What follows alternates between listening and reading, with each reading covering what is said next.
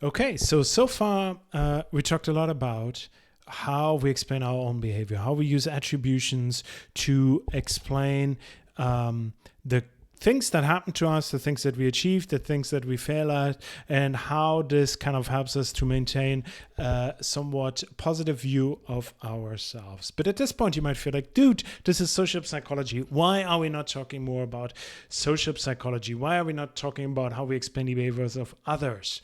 And I think this is what we obviously do next. But by contrasting the way we explain the behaviors of others with the way we explain the behaviors for ourselves, you will see that the subtitle here, biases and attributions, really comes to the forefront, and you will understand why we kind of use biased attributions in order to explain others better if you first understand how you explain your own behavior. So just to kind of even go back a little bit in the very first video of this session today, right? What I told you is, okay, the starting point for research in attribution and taking the explanation people have for their own behavior and the behavior of others serious was this idea formulated by Fritz Heider and others that people are naive scientists. And a naive scientist, it implies it's somewhat like an even-handed person who tries to understand why she does something, and also why other people are doing something in a kind of logical, almost cold, observing way, right? So that's kind of this suggestion made by this scientific metaphor that is used here. But as you have already seen in the way you explain your own behavior about success and failure, this is not really the case. People use somewhat biased attributions because they want to kind of arrive at certain conclusions. So just as the field of psychology moved a little bit away from this metaphor of the naive scientist and moved more towards either this idea of the cognitive miser, or more prominently, maybe in this case that we're talking right now about motivated cognition, so did the research on attributions. People were starting to think, okay, it seems like the way we explain our own behavior is kind of a self-serving way, and we try to find and fit explanations and attributions that fit our pre-existing beliefs and the desires we have. Okay, and you will see that even more when you look at how we explain the behavior of others. Remember that Heider also said in the beginning, that Heider said in the beginning of our lectures today, that we want to understand the behavior of others because we want to control theirs, predict and control the behavior of others, right? So we have this desire for control, for predictability, and hence probably what we are going to do is that we are motivated to see the causes of other people's behavior as something internal, as something stable that is within them. And this kind of belief, right, we want to end up with. We are motivated to end with a cognition like that in order to have a feeling of controllability and predictability of others. And this is very much at the forefront of a lot of phenomena when you look at how people explain the behaviors of others. So here you can see a picture of me. And I'll ask you, okay, how would you explain the following behavior? Andreas is loading up his slides and videos for the next week too late. Okay, how would you explain that? What would be your explanation for that? Or you see, like, she's screaming at her best friend. How would you explain that? What people seem to tend to do is that they would say, oh, it seems like Andreas is lazy and this person is a rather rude best friend, right? We seem to immediately be drawn to doing something internal, an internal stable attribution. And that's very much what research finds, that we kind of neglect situational forces and focus on internal stable personality forces. So here's probably the most famous experiment that leads to what we now call often either the fundamental attribution error or the correspondence error. So let me first explain you the behavior. So here, if you would be a participant in that study, you would have come in and you would say like, oh, we want you to judge some essays written about Fidel Castro. I don't know if you remember Fidel Castro. He used to be a dictator in Cuba, not a very friendly chap. And he was kind of like the arch enemy of the US for a while, back probably like 60 years ago. And so at that time, when he was the arch enemy of America, the participants came in and were asked to judge whether the person who wrote that essay liked or endorsed Fidel Castro's policies. So they would read some of these essays that they had to judge, and what they find in one condition, or like some of these essays, they learned the person freely chose to write an essay about like a pro Fidel Castro essay, and the other one they were forced to write one. So it was told them, okay, now these people didn't have a choice; they were told to write one, and this now, by reading it, can you tell us how much they liked Fidel Castro? And the interesting, so you should, like, this kind of icon should symbolize what they were interested in, is trying to understand how people would form an impression of the true attitude these essay writers had about Fidel Castro. So those who were told to write about a pro-Castro essay and those who freely chose it. And what's kind of interesting about the results and what made this experiment famous is that participants judged that people truly liked Fidel Castro, independent of whether they learned that this person was told to do. So a situational force was told to write a pro-Castro essay or freely chose to write a pro-Castro essay. So the idea behind this was, which became known as the fundamental attribution error, is that we ignore the situational forces when we try to explain the behaviors of others. So here, the participants over-attributed the essay writing to something within the person, about the personality, that is their attitude, pro-attitude towards Fidel Castro, and kind of ignored that, and sometimes they were told to write that, situational forces. That is the key essence of the fundamental attribution error. And sometimes it's called correspondence bias. It's very similar, and I don't want to go into detail about the differences.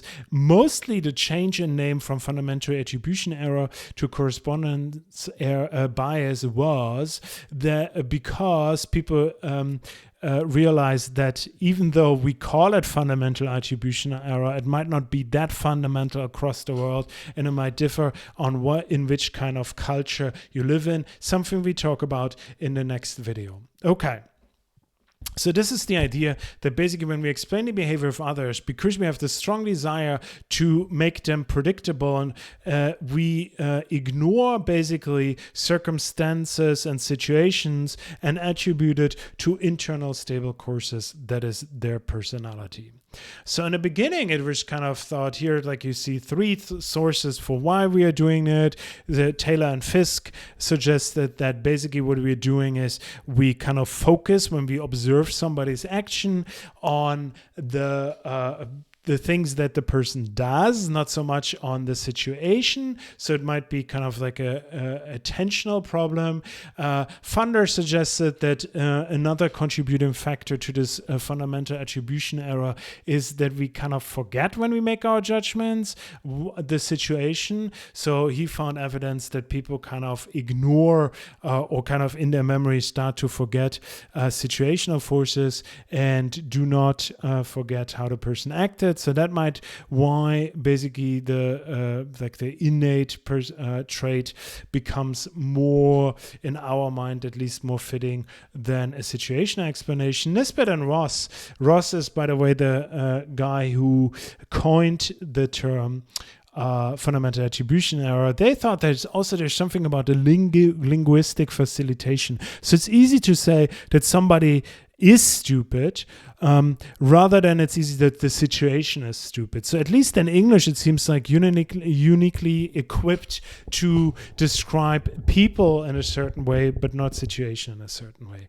I think nowadays most people think of the fundamental attribution error in like two components. The first one, you would see a behavior of a person. Here, I would see somebody doing something clumsy, and what we can find, and this is especially due to work by Jim Ullman at New York University, is like what happens is that people have this spontaneous trait interference. So the moment I see somebody doing something, in my mind automatically comes the according trait. So in his studies, in his paradigm, what he would do is like he would basically describe, he would, for instance, show my face, and I was like, he forgot to upload his slides at the right time. And then later on, he would say like, okay, Andreas, is he lazy? And people would be, you can immediately see that in their mind, whenever in this experiments, that whenever we see a description of a behavior, that we immediately form the corresponding trait in our mind. So there's an automatic spontaneous trait interference, which then sometimes, if we are motivated to do so, is kind of by an effortful adjustment process tempered. It's like, oh, I also should take into account different explanations. Maybe he was exhausted. Maybe he had something else to do. It's not just that Andreas is lazy, but maybe there's more going on in his life. But this is an effortful process that needs to be kind of effortfully triggered and is not something people spontaneously do. Hence, we come to this fundamental attribution error. So you can have the extension of the fundamental attribution error, which is often called the actor-observer effect. It's kind of a self-serving bias, and that's when we contrast how we like to explain our own behavior with the behavior of others. Here you see this Peanuts old comic strip where I think Charlie Brown says like, why are you always so anxious to criticize me? So why are you always criticizing me? And then I actually don't know what her name is. She says, I just think I have a knack for seeing other people's faults. And then Charlie Brown says, what about your own faults? And she's like, I have a knack for overlooking them. And that seems to capture very much how we all are according to this fundamental attribution error. It is somewhat changed by culture, which we talk in the next video about. But I think at least in Western countries, at least in the UK and the US, this seems to be a very stable phenomenon. And this is also something we not only do for ourselves, but also for others. So when you think about this, what we do for our individuals, right, for us and others, is like we have this desire for control. Hence, it emerges this kind of fundamental attribution error.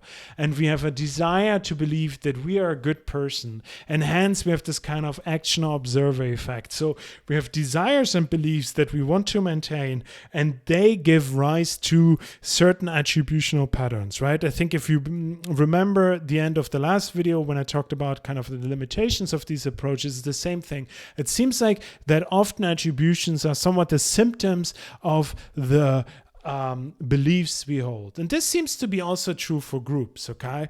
If we look at how we describe the behavior of outgroups of others, then there seems to be this desire for control seems to pair with what is called essentialism, that we think that basically there's the core of the group can be described as with some stable behavioral tendency. So you think like, okay, Germans, what are Germans? Germans are organized, essentially not funny, not creative, good at engineering, great at cars. Okay, so there's something essential about Germans, and this is basically in the group. This is just like there's this internal representation of traits that we derive from the fundamental attribution error. But there's also something, right, where it's kind of an extension of the fundamental attribution error would be the ultimate attribution error. And this is for groups that are not mine, groups that I'm not part in. So you might look at Germans again and think, okay, if Germans do something good, you feel like, ugh, I don't like Germans. So then I would say like, oh, it's just because they were forced by the situation to do so. But if Germans do something bad, then you would say like, oh, I told you Germans, they are essentially bad people. And this is what is called the ultimate attribution error, that we would kind of basically explain away the positive behaviors of outgroups of groups we don't like because we don't want them to be nice, and we kind of like negative behavior confirms our pre-existing beliefs, and we use our attributions accordingly.